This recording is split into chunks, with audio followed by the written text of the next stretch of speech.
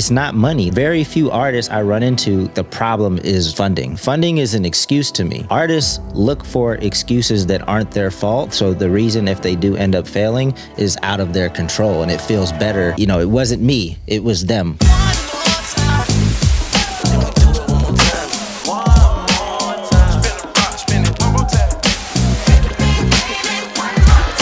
It is my great honor to be welcoming in on the One More Time podcast, legendary heavy hitter in the music industry, co-founder of Rockefeller Records is Dame Dash. Oh, wrong Dame. Wrong what? Wrong Dame. I told you Dame was coming on the podcast. It's not Dame Dash. I thought you knew we were friends with Dame Ritter. Dame Ritter. Dame Ritter is on the pod. Let's go.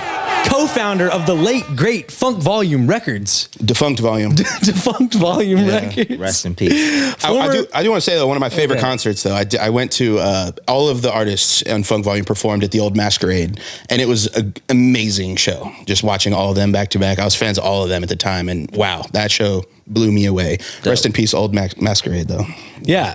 And Funk Volume. And Funk Volume.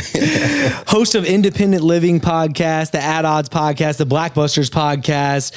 He's a manager, has made his way into the comedy space, and really director of communications at Two Lost Distribution. I mean, this dude wears so many hats. I love it.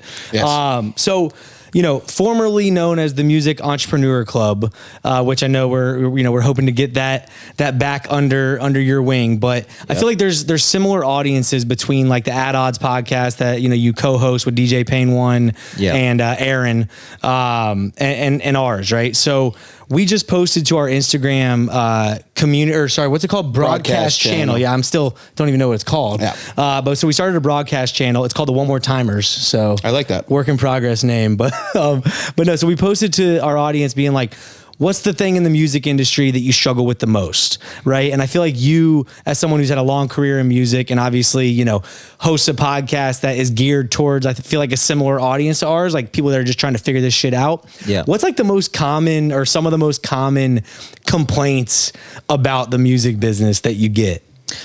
I think a lot of artists just still...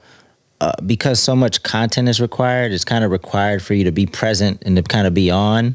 I think artists have a hard time kind of keeping up with that pace. And some of them say they don't want to be content creators or they don't want to post to TikTok. And, I think the ones that are winning are the ones that are consistently being present, creating content, telling their story on a consistent basis. And if you can't keep up with that, or you find that, you have other things going on, then it's going to be typical. It's going to be very difficult to, grow some momentum these days. Yeah. So like it is then in your mind, it's a requirement almost at this point, right? Like to be heavily engaged with your audience online. I mean, it's almost, it's a rule at this point, I feel like. Yeah. I mean, unless you have some other way to be consistent that doesn't require you to be present. So maybe you have a significant amount of resources or just a team that pumps out content on your behalf, which not very many independent artists have, or none that I know of. I haven't heard of them. So I'm still looking for them. So if that's what you're waiting for, you're probably going to be waiting for a very long time. Right. Yeah. Yes. Damn. Yeah. So, we definitely got the like marketing or content creation. That was like a very consistent theme, from our community. I feel like another one that we got a lot was funding. Yeah. Nah, that's an excuse to me. Okay. Talk to him. That's an excuse. Speak on it, bro. No, we just talked about this on our podcast. Oh, you did? I know, or I've seen so many content creators like just create an audience with their phone, right? Yes. You have Mr. Hotspot, who I thought was from here. Aaron said he might have been from somewhere else, but Mr. Hotspot is a young creator that basically grew his audience smiling.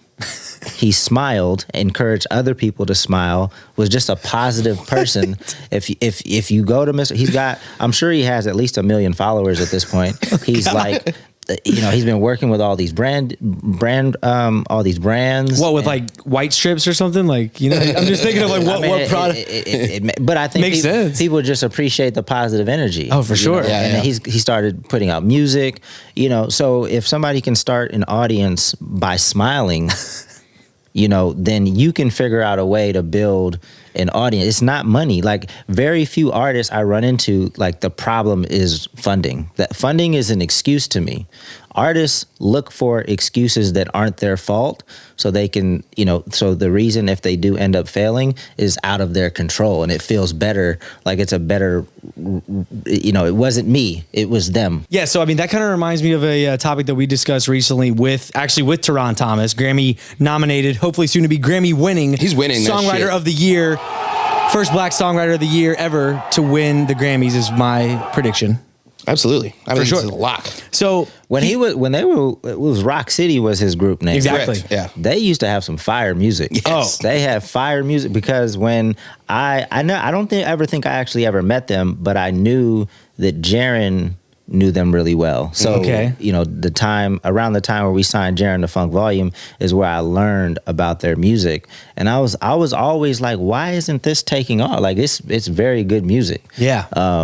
But anyway, No, sidetracked it's you. it's amazing music, and I think that he, him and his brother both. They actually just dropped a new Our City album, so they dropped the OCK, and I guess it's just Our City now. Yeah. Okay. But they just dropped a new album. It's also really fire. But I think him just finally getting his flowers as far as the songwriting goes, because I mean he's been pumping out hits for years and years, bro. Yeah. It's Yeah, it's for sure. crazy. So he was dropping serious game. But one thing he talked about, which I think is a similar situation to what you're describing with regards to artists kind of being fearful of failing and wanting to almost avoid situations where they can be the ones where they're at fault, right? And if you fail, it's, you got to look inward and why am I failing? Not why is the world making me fail, right? It was about artists that get into studio and maybe him as a songwriter comes in and it's yo, let's make a hit. And every artist is scared to try and make a hit, because if they fail and the song that they make isn't a hit, then they're a failure in their minds, right? So I think it's kind of similar to what you're describing, where artists are very careful and they don't want to be in those situations where it can turn right back on them as the reasons why maybe something didn't work. Well, these days it is all on you. I know that, Rock City, they came up in a time or they played more of the major label game. There's different games to play.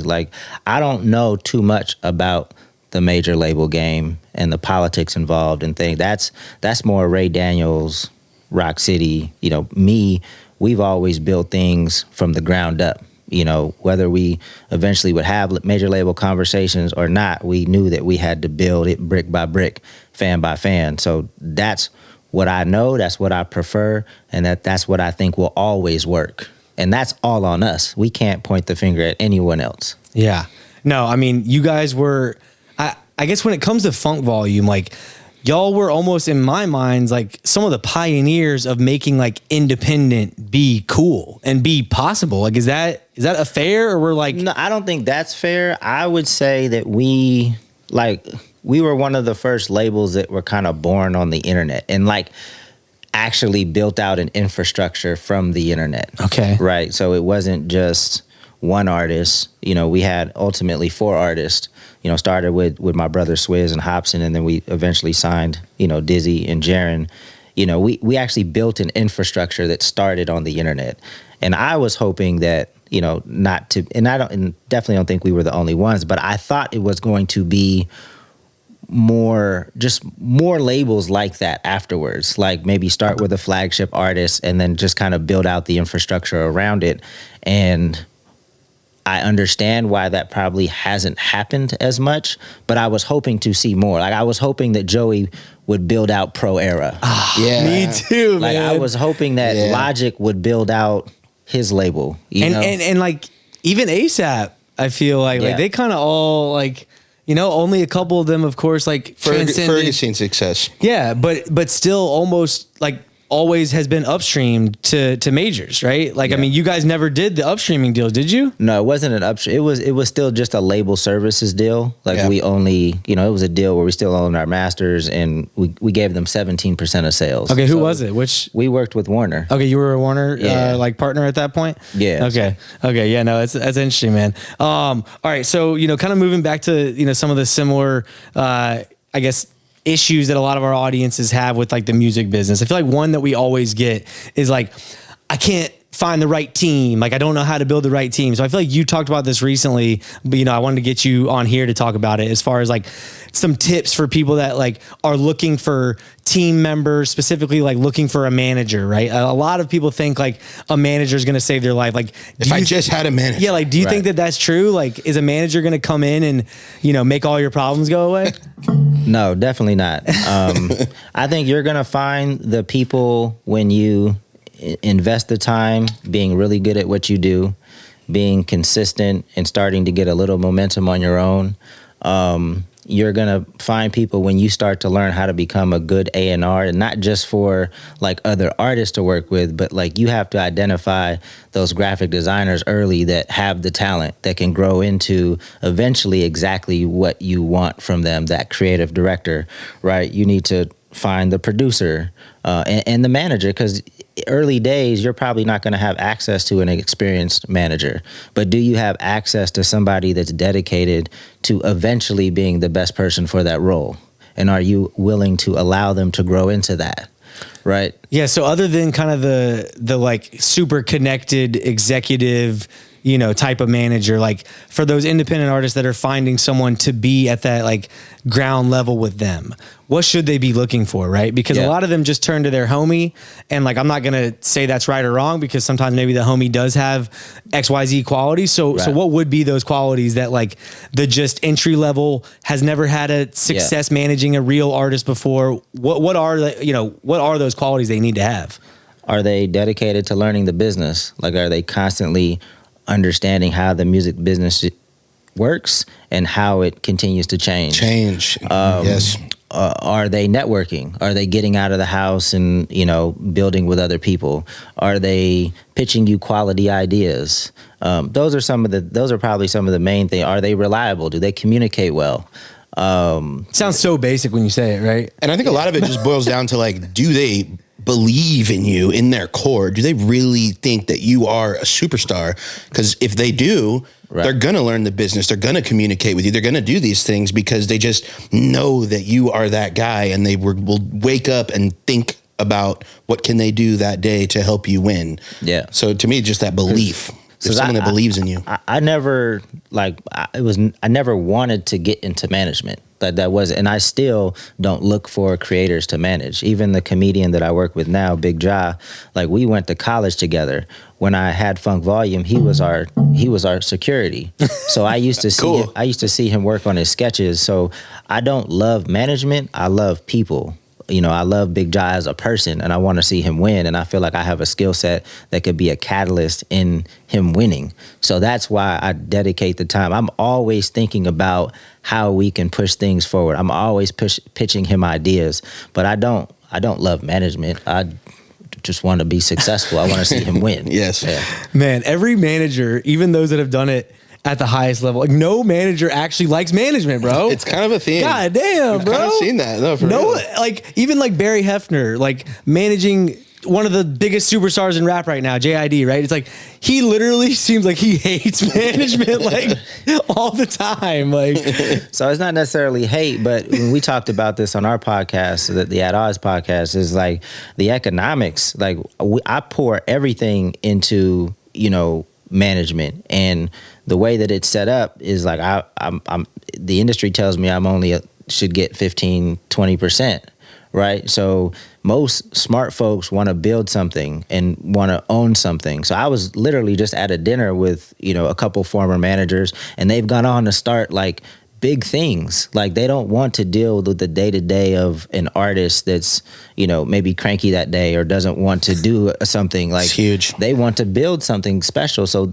smart folks that are managing typically have aspirations to do something much bigger, and when they have to deal with some of the things that suck about management, that's what kind of encourages them to work on that project that's going to get them out of management. Literally every manager is like always looking for a way to get out of management, even if they're really good at managing. Like that's the sad part, is that like they're clearly really good at it. You're tied to the hip at this for this person. You know what I mean? A lot of artists chase them out. And that's why I tell artists, like, look, show the people that support you appreciation, understand what they do on a day-to-day basis, so that, you can appreciate what they're doing for you. Like, typically a good manager is extremely valuable to an artist, and sometimes, a lot of times, artists don't recognize that value. A lot of times. So, as someone who did a very short stint as a manager, I learned very quickly that I do want to build my own thing. Hence why we're here on the One More Time podcast, co-owned by yours truly. Because I just couldn't do it either, man. I did a very short stint working with, a few artists. Obviously, like Henry and I are still locked in. Like I help him as much as I need to or can, like with his production and like engineering career. But I've like pretty much taken like the full step back from management because of that exact thing, right? Like something that I struggle with most is I'm an ideas guy, right? Like we we talk all the time. My wife is like, Jesus Christ, you're still talking to Henry again. Like, well, what the fuck? And it's because we're always just constantly bouncing ideas back and forth, right? And I feel like someone like that should be more entitled than just like, a shitty salesperson commission or something, right? So for me though, the brick wall I was running into with at least a couple of the artists, I honestly, the majority of the artists that I worked with was them not being very, like, I guess, accepting of my ideas. And I don't think I did a good enough job delivering my ideas. So I think I had a lot of room to grow. And I think, I didn't really want to figure out how to grow in that realm. So I was like, you know what, fuck that. I'm just going to do my own thing. But I feel like they weren't very receptive of my ideas. Yeah. Did you run into that? You got to be careful. You just got to be careful because every artist is different. Some might be super open out the gate. Some, you have to build that trust. So I don't think the expectation should be like, you start this relationship and then very rarely have I seen like just somebody just start saying a bunch of ideas and the artist is like, oh yeah, I love that. Let's do it. Like it's going to be some time to kind of build that trust for sure. Yeah. I think I moved too quick. I think I was trying to fuck them on the first date kind of deal. I mean, I'm just saying, it's also how you present things. Or like metaphorically speaking, y'all, like I wasn't trying to fuck my artist, but it's also how you present it. You could either say like, you need to post a TikTok that does this, promote your song like this.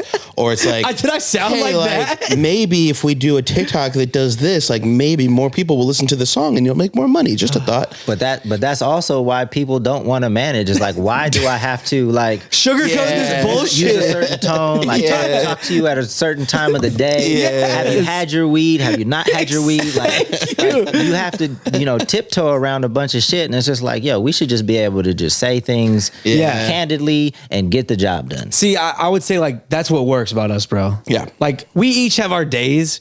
I'm like, well, what do you call me, Sensitive Sally? Or I call you Sensitive Sally and you call me some bullshit. Like just basically we all have like our weird, times, you know what I mean? And like, we don't want to talk about certain things. Negative Nancy, Sensitive Sally, whatever the fuck. But I mean, bro, at the end of the day, I say whatever the fuck I'm going to say.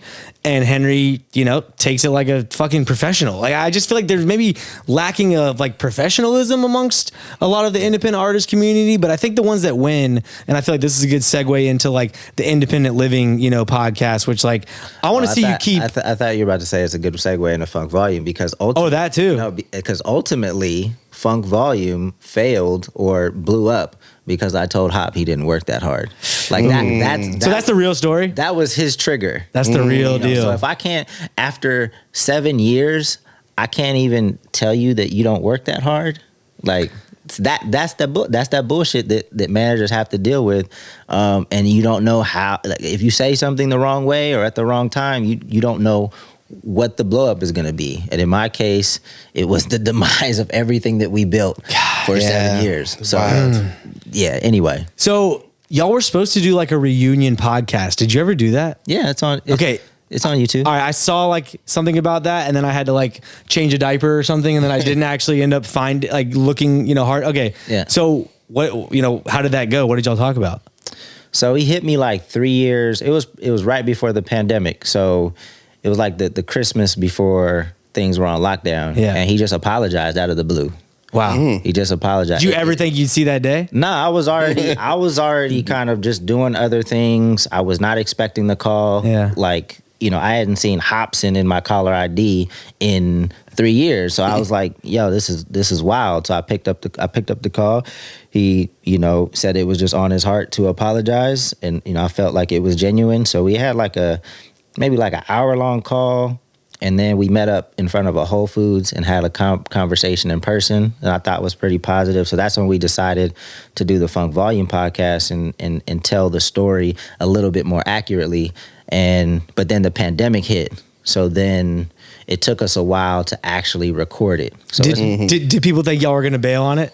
Like, had you announced that this is coming? No, we didn't. No, nobody knew anything. Oh, okay. Because I was like, if I was a fan and being thinking I'm getting this reunion podcast, and then it's not that'd be like, I don't know, my favorite band getting back together and they don't do an album. Fuck. There was no social media. There was no picture in front of Whole Foods. Okay. I'm thinking everyone has to post everything, Dame. No, there's nothing like Podcast that. soon. Me and Hop back together. The band's back together. Let's go. It was weird because at that time too, the guy started talking about making music again, all of them. Oh, so we were potentially gonna put together an album, a Funk Volume album that would kind of drop out of the blue, but that didn't come to fruition, obviously. Damn. Okay. So I was like, is that out there too? And I missed that.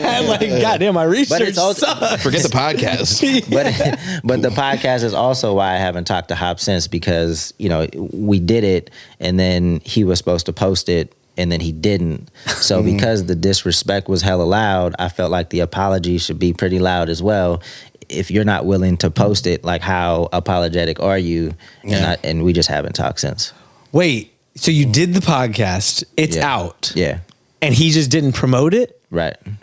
Yeah, not even once. It sounds like people coming on our podcast. God damn, bro.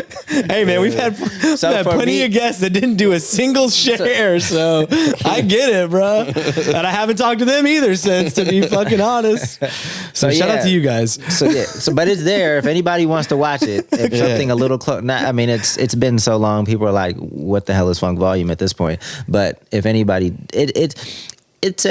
it's a healthier conversation, and there's definitely some education in there. So if you're an aspiring artist, I would encourage you to watch that. And we have an independent living documentary that we did before the label Crash and Burn that I think is pretty dope as well. The label Crash and Burn. It was kind of crashing and burning, bro. It was up there, though. The internet was aflame with that whole beef. But no, so now perfect segue again into the Independent Living podcast. So you interviewed Nic D recently. Yeah. And he's done a couple of interviews with Adam Ivy, who we had on the podcast as well. And Kyle Beats, I think, just interviewed him too. So I think he's been doing kind of some, press runs, I guess. But something that he said, man, that I thought, he said a lot of things that actually, we can either talk about now or off camera too. But he basically said, you don't need a manager. He was in the one podcast I saw, he was like, I don't have a manager. I don't think I need a manager. He's like, that's his perspective, right? Do you agree that, he's operating arguably at the highest, you had him on your podcast for a reason. He's arguably, operating at the highest level of independence. And he is very vocal about I don't have a manager and I don't think I need one. It depends where you want to go. He's comfortable where he's at, and obviously he can manage what he's doing by himself. Yeah. Right. But I would say a couple of things to that. One, he has a business savvy that most artists don't have. True. I called that. He said that too. Yep. I get it. Yeah. And two, he's never had a good manager, so he doesn't really know what they do. What a manager, not what they do, but the additional help that they could provide and potentially get him to another level if there is another level that he wants to get to. However, if he's comfortable where he's at, then for him, I would say you don't need a manager. You're proving it right now. Yeah. However, if there are other things, I've had a similar conversation with Echo, because Echo doesn't have a manager either. He's pretty self-sustaining, but I do feel like, again, if you want to get beyond where you're at, I think a quality manager can help you, because just the value of having somebody constantly thinking about your business and who we can talk to or what we can do to kind of get it to the next level. My mind doesn't turn off. So with Big Ja, the comedian that I work with, I'm constantly thinking about different things we can do, different, better, new, and if you have somebody that's savvy that, maybe has some and if you're in a position that has some resources to execute some of these creative ideas, then, I don't think you can say that just blanket for any artist, right? Yeah. It works for Nic because Nic is comfortable where he's at. He's at a high place, and I don't think he wants to be much bigger. I think he just wants to keep doing what he's doing. I think he likes, I don't think he's the kind of cat that can still go to the grocery store. He's not, maybe, I'm sure he has some fans that recognize him when he goes out, but I'm sure he goes out without a problem, most times. No, he lives on 27 acres or some shit in Virginia, and he's like ducked away, and he definitely, I agree. It's not that comfortable sounds like negative, but it's not. It's really just like he's reached a point where like his goals are different now. Like he's super family oriented, and he doesn't want to be, this. So he actually said it, I think, like he doesn't want to be this celebrity, right? So it's like, to your point, if you can achieve that, like by all means, great. But he did say something that kind of rubbed me the wrong way, like on behalf of all my manager friends that do the damn thing, right? Like whether it's Dame here or, other people I know.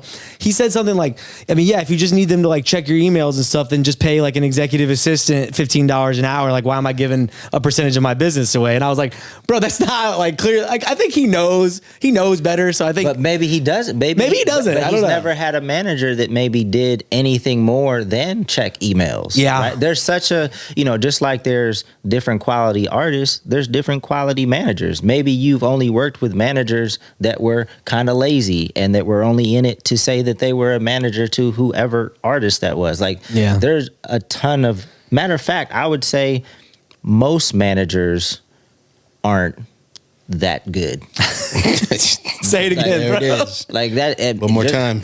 It's probably the truth. Like, I probably have, maybe 15.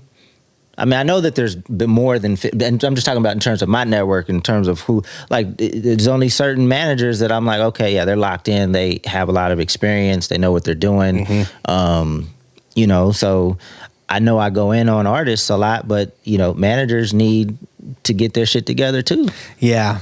Very true. There's definitely no, requirement for just waking up one day and saying that, you're a manager. So I feel there's also no manager school, there's no like class for that. the One More Time podcast. Well, it's the closest thing you're gonna get, bro. Or the At Odds podcast. God dang. I had the same conversation with LaRussell, because LaRussell doesn't have a manager either. And it works for him, but he's another one where I would say, well, you haven't had anybody really locked in. So, don't cement your belief until, maybe you have a little bit of the experience. But I also think that like some artists believe that once they get a manager, like they lose some of the ability to like call themselves the CEO. Like they want to be the boss at the end of the day. Like they, so and maybe they feel like getting a manager kind of takes away from that, because now there's somebody else that should have some input. At the end of the day, it's your vision. Like you tell me where you want to go, and let's figure out the plays to get us there. But I think that's sometimes maybe an artist's reason for not like locking somebody in. It's like, oh, they kind of, I'm the CEO, I'm the boss of this. Yeah. Yeah. But for me, I just kind of liken it to a consultant working with a CEO of like a Fortune 500 company, right? It's like, you bring in a consultant who like is going to have those ideas, who's going to bring you shit that you might not have thought of because you're so fucking locked in with it. You can't zoom out and be like, hey, what are some other ways for us to grow this business or to cut costs or to like make this thing more profitable, right? So it's like, if you think about it, even 15, 20%, it's like, can this person make me 20% more money? Right. Like if the answer is yes, I feel like it's a clear win, right? And I feel like maybe they're not thinking about it, about it that way, but it's weird that Nic's not, because I feel like, he basically said the reason why he hasn't signed a label deal, even though he said he could get 50-50 label deals because of like how well he streams and his fan base he's built, and I'm sure he can. He was like, if I do a 50-50 deal, I have to make twice as much money as I'm making right now by myself for it to make sense, which like, I get it, right? You're giving up half of your business. You got to make twice as much to basically pay them their half and me keep the same half that I've been making, right? But for me, I'm like the manager, I'm like, you don't think that someone who's just like humming along on your behalf, who's like hungry, experienced, connected, whatever like qualities you want to make sure that they possess, it's like, can they not bring you 20% more money? Like I just, it seems like they could, you know, like if their full-time job was basically to go get Nic D 20% more money, I feel like even I could go do that. Like, you know, just with like what he's built. Also, you know? just the value, you both kind of touched on it, but the value of literally just being able to talk to someone at any time and bounce ideas is so big. We've been like bouncing around the idea of trying to create like a group. We just don't even know a lot of people that are doing podcasts and posting interviews on YouTube and trying to grow shit like we're trying to grow. And I always think about Mr. Beast, who's, you know, biggest YouTuber in the world. He talks about how he had early on, he found like 6 other dudes who had the same exact goal as him. We just want to make the best videos possible and we want everyone to see them. And they're just on each other's ass every day. Hey, what do you think of this thumbnail? You know, like how's the beginning of this video? How's this outro?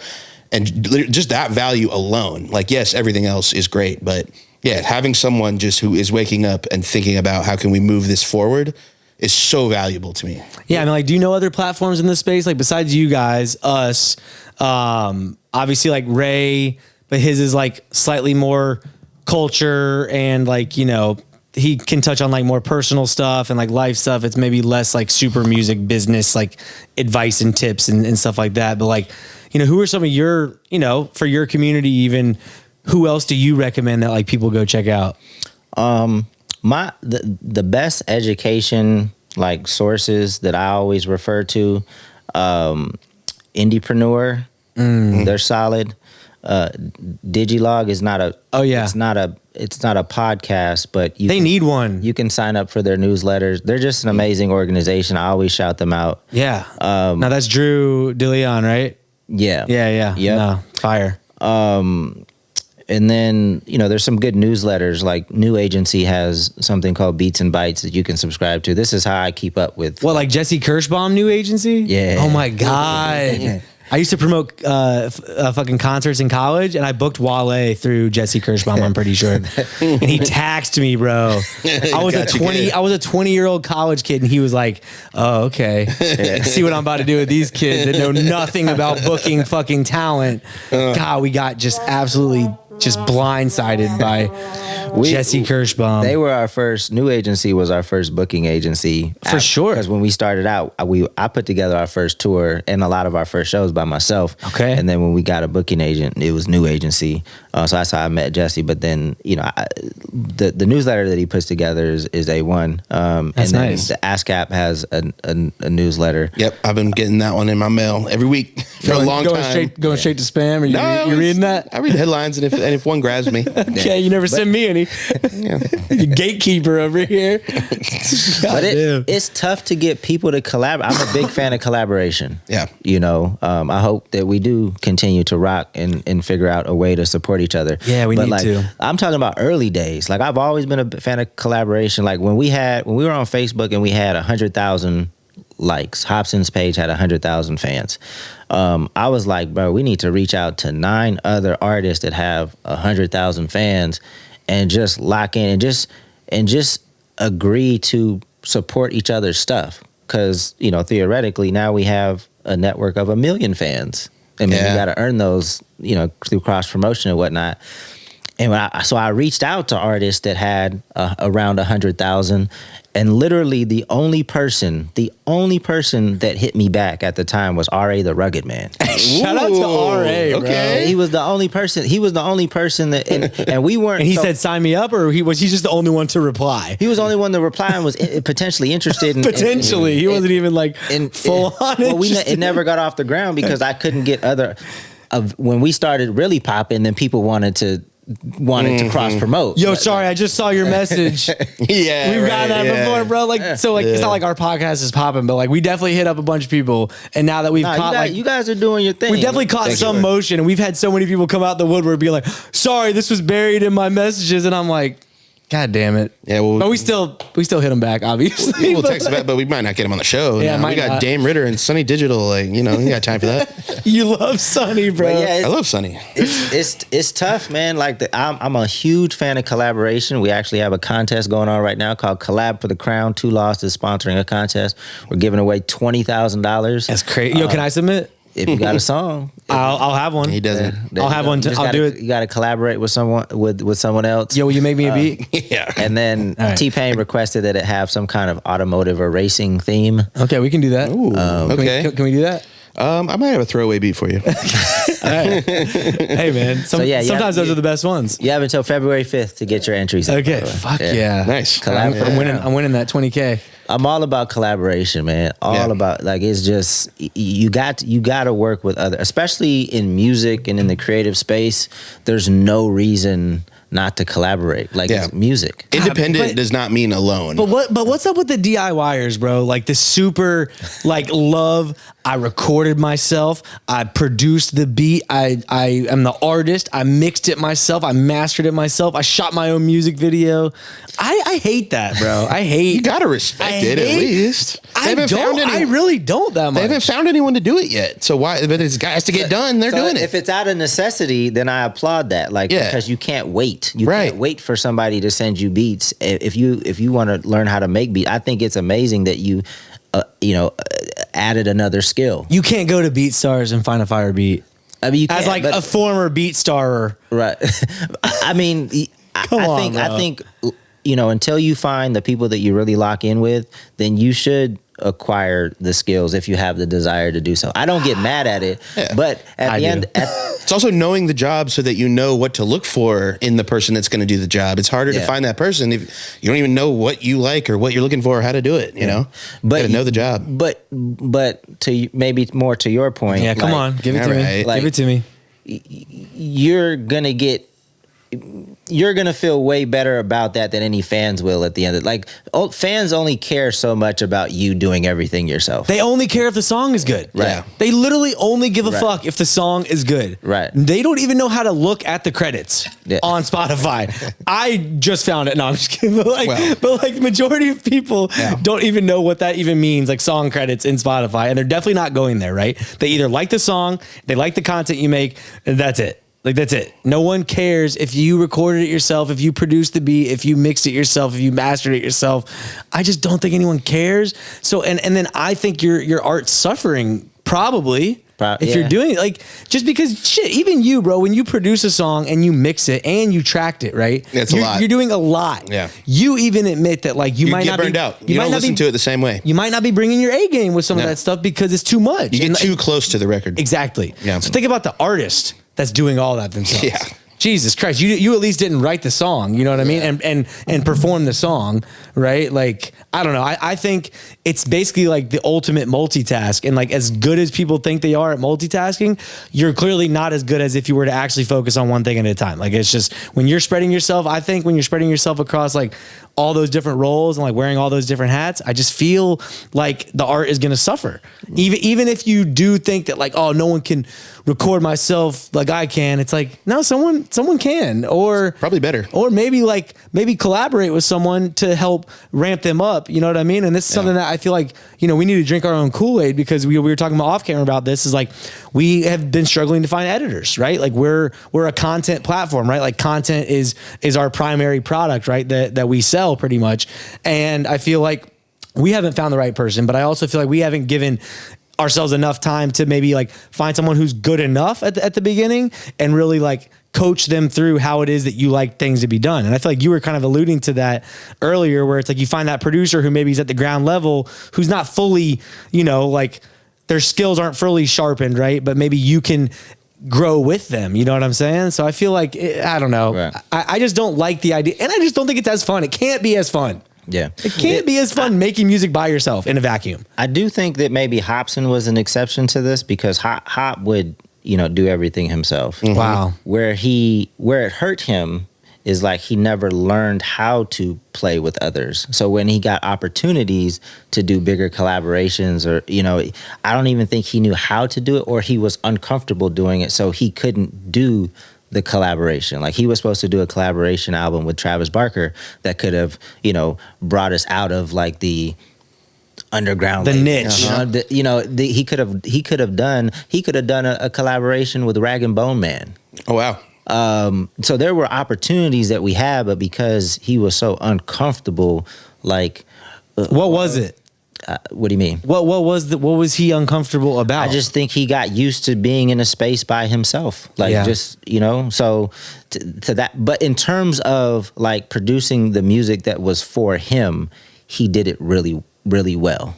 Yeah. Right? Like he understood this, and he had the talent to produce the beat for him. Now, ask him to produce a beat for Dizzy, it's probably going to sound like a beat for Hopsin. Like, and I feel like there's exceptions to every rule though, right? Yeah. So a lot of artists use that same idea around like, oh, well, Playboy Cardi doesn't post a lot of content, so why the fuck do I need to? I hate that. I feel like it's the same thing there where it's like, yes, there are examples like Hop, and there's plenty of other examples. I don't want to sound like Hop's the only person either who has been able to like produce for themselves, maybe record themselves, even mix some of their own records, etc. Like there's people that can do it for sure.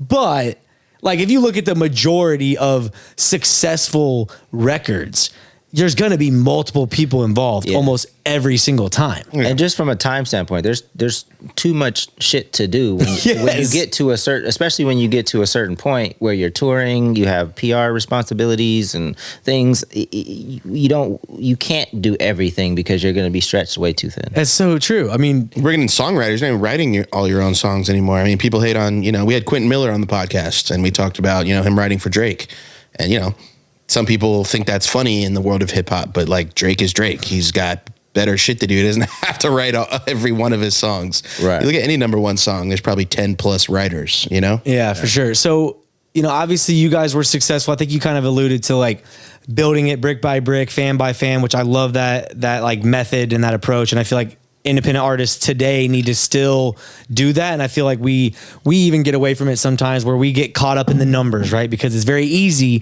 to get a TikTok that goes viral, right? And you think that those are like fans and they're not, right? So I feel like still, embracing that like individual communication with your fan base, right? Like that one-to-one communication and like really focusing on like, did I gain one true fan, today? Yeah. You have the Independent Living podcast. You've obviously, you now work at a distribution company that obviously is home to a lot of independent artists. Is there like common themes? Like are all successful independent artists doing certain things? I mean, being consistent and like, what do you mean by consistency? I feel like everyone has their own like definition of that. What's yours?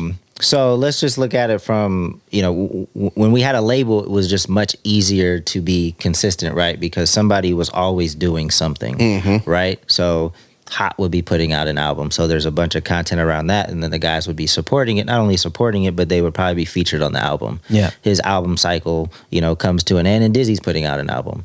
And then and then Hop's on that. So there's always a reason for us to talk about Funk Volume in some kind of way. Or we're doing our community service initiative because we did community service once a month. And then I started Funk Volume Fitness. And then we toured. And then we had a documentary. And then we were doing the Funk Volume virtual conference. Like we were always doing something to tell the story about Funk Volume in some kind of way. So we're hitting you so many different ways. So I know that one person will not be able to do all that, but it's the same concept, right? Like you don't always have to be putting out music, but what else is a part of your brand? Is football a part of your brand? Can you go live and watch the Super Bowl? You know what I mean? Like there's so many ways to tell your story. You just have to figure out what are the different elements of your world? How do you want to create your world? What kind of content? At what cadence is it going to be released? And, I know artists aren't very, they want to be creative and free, but it's always helpful to have some structure. Right. Can you just say that one more time? No, I agree. You're just the structure guy. Yeah. We don't both have to be the structure guy. I know, but I feel like sometimes you fight me on the fucking structure. No, I mean, I get it. Try to live in that world. Do you fucking get it, Henry? I get it. Don't just lie in front of Dame right now. But it'll make your life easier too once you. I tell myself that. Once you get into it, and yeah. I get it. For me, the non-music stuff is huge. Just being a person, like it's not like in the social media era, people want to know who you are as a person. They almost fall in love with you and your personality before they fall in love with the music. For sure. So having other things that you do and posting about other things that you do in your life is just a key to bring people in. If they decide they like you, and then boom, that third post is, you know, a new music video, and they're like, oh, I like this guy. Oh, this is the cool looking video. Oh, I like this song. You know, now they're adding it to the playlist, and the cycle kind of repeats. Yeah. Right. And I definitely don't mean for this to be like a We Love Nic D podcast, but I just have watched a couple of his interviews recently, and he is, you know, once again, like, you know, one of the biggest independent artists like doing it right now. And he did the same thing, man, where he has like the Freddie podcast or whatever. And he said that like, people that ended up finding his page, right? Like if he were to come up on someone's For You page, the amount of comments that he was getting of like, is this the guy from the podcast? Right? Was astronomically high. They found him there first. They found him there for, or like once again, even if it was 20%, 50%, whatever, some significant percentage of people were coming into his world on his artist page because of shit he was doing outside of the music realm, right? Yeah. And he did it very much like, you know, his approach was separating it completely. So he only posted music shit to his music page. He didn't ever cross promote. So I go back and forth on like that strategy. It clearly worked for him. So like maybe try it where, you know, everything you do outside of the music is over here on this page, this channel, whatever it's about. If it's a football page because you're super into football, then you do that. But then like if someone does stumble across your music page, they're gonna be like, oh, I fucking love that guy. He's so cool when he talks about football and he's making, you know, football content. Like, oh, that's so dope. Like, yeah, maybe I'll give his music a shot. Right. So I feel like he did it really well where he actually just like didn't do any cross pollination of like his platforms. But just the point being that like, he had other things going on that he was building community around that then trickled into his shit that he actually cared about, which was the music. You know what I mean? Yeah. I mean, if that worked for him, I think that's amazing. However, you know, I typically see it where you do kind of interweave like everything and you kind of create this world. It just has different entry points. But when as soon as some people get in your world, you know, they can visit different parts. A good example is my guy Propaganda. I use him as an example a lot because, you know, he's not only putting out music, but he's a public speaker. He does spoken word. He has a hood politics podcast. He has a coffee. So he has merch, obviously. So there's just different ways you can become a fan of him, but he doesn't section it off, right? He might use his music in the hood politics podcast, right? So that to me makes more sense. Now, if you have a reason or an insecurity and you need to section them off, you know, to me that kind of, if you section it off, it kind of defeats the purpose of like they're not complementary anymore. Yeah. You know, they're kind of their individual things, and maybe that's how you want it to be. But, you know, one of the reasons why I suggest people do that is so they can be complementary. Yeah. Right? No, it was interesting when I heard him say that, like, he didn't ever, like, he said he never posted a Freddie clip to his, like, Nic D page, for example, which I thought was, you know. Yeah, I don't agree with that either. Yeah. But it worked. Obviously, it worked for him. So whatever. Well, I mean, so you have to be intentional about the attention that you receive, right? So if he felt like his music page, like people were there for the music, people weren't here for him to talk about relationships or whatever the hell he talks about on his podcast. Yeah. So it's kind of it's going to sound like I'm contradicting myself, but I'm really not. So Big Ja has his main page, and then we started Blackbusters, which is a podcast that celebrates black cinema. So we review a different black film every week. We know that all of the people that show up for the comedy aren't going to be invested, but there's going to be a sliver of them that want to learn more about Ja as a director mind and how he reviews and critiques movies. So, you know, but we're not delusional in thinking that that Blackbusters page is going to be as big as his comedy page because people show up for comedy. You know, I think a lot of artists just want attention, right? So, you know, they might go out and do pranks and do stupid stuff just to grow a page, and then they put their music on there. Nobody's checking for it. Well, that's not why they signed up for the page. Yeah. Right? See, we struggle with this, man, on our TikTok. Yeah. We just had this, literally, that was one of our talking points on our internal call today. It was like, bro, our game style content where we're doing like drafts or we're doing like, you know, guessing the top 10 Atlanta rappers according to ranker.com. Like we're doing these kind of like TikTok-y fun, like game style content.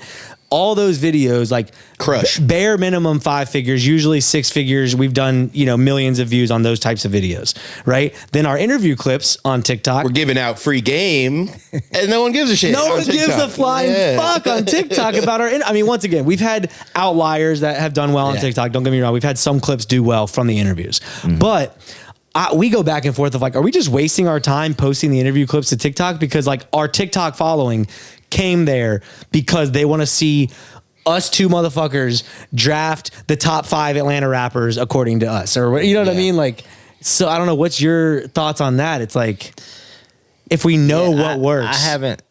Yeah, I personally like haven't cracked the code on TikTok. Like Ja's page does really well, but we're just essentially, he grew his fan base doing kind of longer form sketches. So like 5 to 8 minutes. So he grew an audience that is willing to wait for the funny. It doesn't need to happen right away. Although that has kind of changed as newer fans have become fans of his page. So basically what his TikTok page is I just find the funny moment and clip it, make it a TikTok, or make it a reel.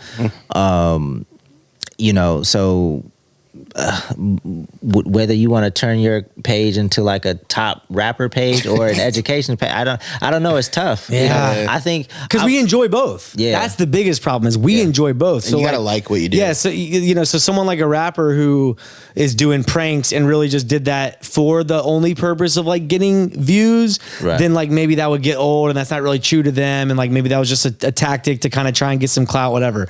We like seriously. Like we have fun doing those videos. Well, I would keep doing that then because it all depends on what your end goal is. Yeah. Right. Mm-hmm. So if your intention is to grow the page, make it a fun page, eventually get some brands involved so you can monetize it, then I would keep going with what works as long as it's fun and that's what you guys really want to do. So it really just depends on what your end goal is. Like I've said no to some ideas on the Music Entrepreneur Club page because like I want the people that are there just for education and are serious about education. So if our page doesn't get 1 million followers, that's fine with me. I want people tapped in that are serious about music, that are really trying to get to the next level in their careers. Yeah, no, absolutely. Yeah. Well, Dame, we've entered a final segment of the podcast. Have we entered it? We've entered it. Oh shit. Mm-hmm. Let's go. Yep. Just like that. We're already there. I didn't get through half my shit, but I was like, we'd pull a Joe Rogan episode if I actually got through everything. Right, 3 hours. Dame, this is the rapid fire rampage. Okay. It's going to be 3 parts. I'll explain them as we go. Just start off with some short answer questions. Okay. Here we go. Because I figured you had a couple good ones. A couple good ones, yeah, in the tank here for sure. In the chamber, loaded, tucked. And I'm going to start with the craziest, most philosophical, really get you to think here. Oh, shit. In the first one. Okay. How are you doing? I'm feeling good. This week has been amazing. Hell yeah. Welcome to Atlanta, my friend. Got that out of the way. It's cold as shit out here, though. Dude, you came at a crazy time. You came to Hot Atlanta at quite possibly the coldest part. This will be the coldest week of its existence. all year. Yeah. It's not going to get colder than like tonight. Literally the tonight. Whole year. Yes. For real. Dame, give us your 3 maybe like rarest gems for succeeding as an independent artist. So not like your top gems, but just stuff that people don't hear often maybe. Can you rattle off a few of those? Stuff that people don't hear often? What's something that just you don't hear a lot of people talking about? Give us some rare gems. I'm always talking, so I feel like people have heard me say these things. Well, not on our channel. So they're not the life of a podcaster. Right. They're not as rare to me in my mind at the moment. What's something you learned recently that maybe that kind of was a light bulb moment for you? Don't change my question, Ben. I'm just trying to help add context. This is my segment. God damn, Henry. No context necessary. Man, I just think at the end of the day, default to being a good person. Okay. Like there's going to be opportunities in this industry to sacrifice your integrity. And please don't give into that because it's very short-sighted. And, you might lose a few folks in the near term, probably folks you needed to lose. But if you maintain your integrity and you do what's right over the long term, it's going to be much better for you and your career. Major. Watch how you talk to people. Like the words matter. Your tone matters. The words you select matter. We talked about this recently on our podcast, but when you say like, oh, he's just a manager or he's just my assistant, like that's going to have an effect on people because it lets them know how you really view them. Yeah. So be careful of your words. Get more control of your words. Expand your vocabulary, and be intentional when you speak, because words are powerful. And if you want to build the team that can support your vision, you're going to need to learn how to communicate with them. Boom. Gems. Damn. Those aren't actually ones that people talk enough about. They're not. That was good. He got there. Check. He got to your question, bro. We got a lot, man. I've had a lot of practice. I know. Yeah, you have. We drop a lot of gems. I know. Right. On the At Odds podcast. Yeah, For sure. Y'all go check that out, by the way, of course. Dame, invent an app. Invent an app.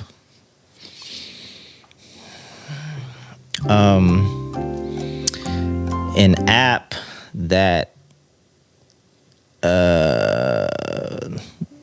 relieves stress from dealing with artists or getting artists to do what they supposed to do.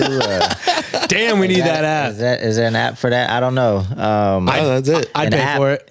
An app that teaches managers how to get paid more than 15%. I don't know. Like These could all be we'll call it kick ass. these could all be part of the same app. Yeah. Could be like different, tiered subscriptions. you know? What do we need an app for? Those things. Yeah, I mean All that. that's like a 3 wishes of a genie in a bottle. App, but Yep. Yeah, well, we didn't say there was any limitations, so now you got it. It's you invented. There it is. there you go. No more headaches from any artist, Dame. It's done. Dame, you have exactly $100 to roll out a single. Yeah. Give us a very quick breakdown, like, how are you doing it?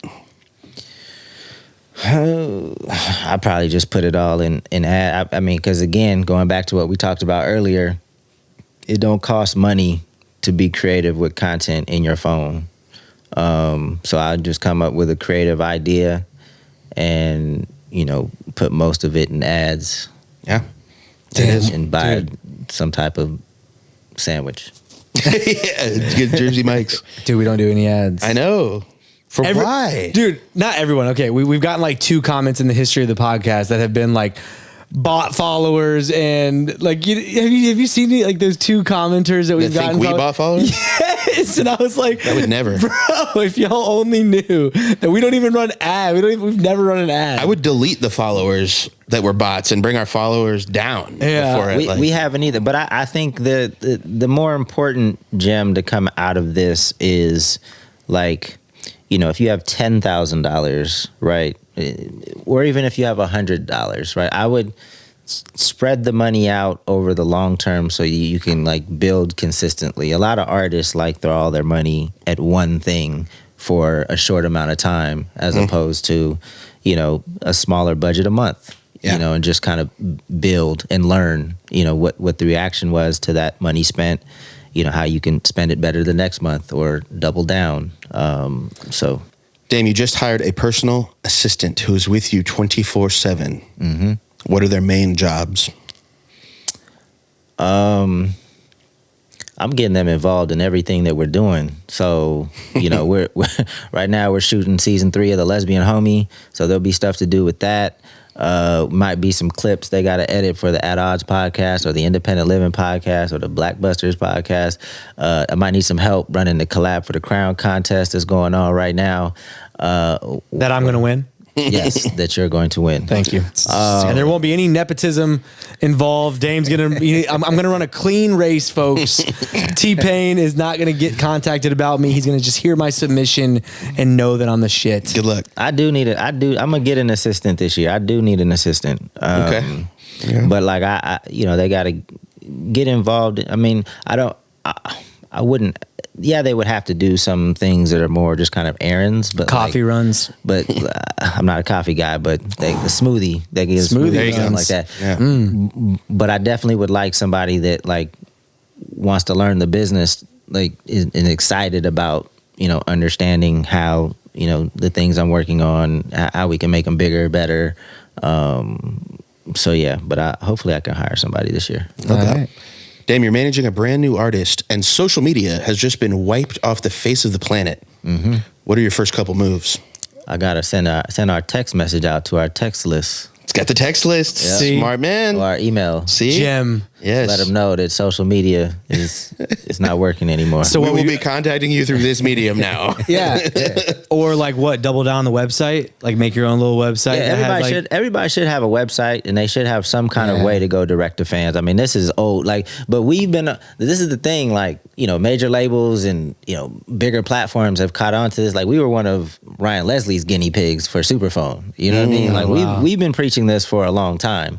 It's these vets of the industry that catch on to what the independent space is doing, and now it seems like it's new stuff. Yeah. It's a lot of this stuff is not new, man. Independent artists have been doing a lot of this stuff for years, man. Last one of the short answer, Dame. What is your favorite curse word?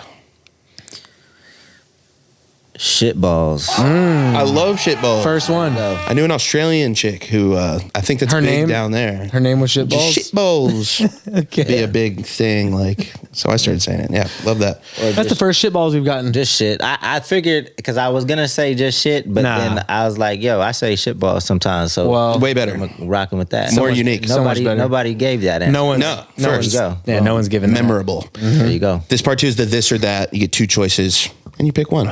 Okay. Starting with, and this is just kind of anyway. Record deal or independent? Independent. West Coast or East Coast? West Coast, but that's just because of where I'm from. Okay. Delegate or DIY? DIY. Tupac or Biggie?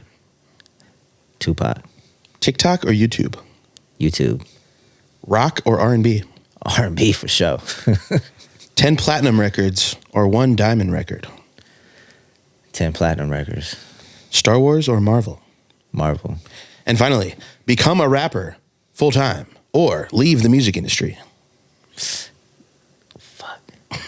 Leave the music industry. Damn, bro. I'm He's not going rapping. full send into comedy. I'm not rapping. He's going into comedy. I don't have that skill set. That's Full that's time. my brother. That's I leave that to other people. You would have all the resources He- ready to go if you decided. He could ghostwrite for you. Yeah, there you go. Nah, I'm not gonna. It's not 0% chance. Okay, the final section is the word association. I'm going to say one word, and then you just give me the first word right back off the top of your head. All right, There are no correct answers. You are only judged on speed.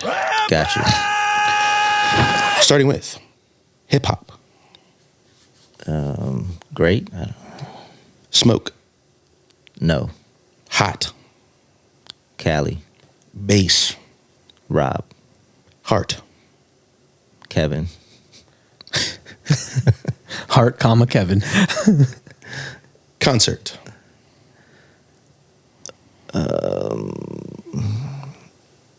Enjoyable. February 9th in Atlanta, the One More Time concert. Oh, Presented by yours truly. throwing a plug in there. Look at Yeah, that. come on, bro. I thought that was what you were. I thought you were alley-ooping me that. No, but I'm okay with it. Church, Sunday. chimney, Santa.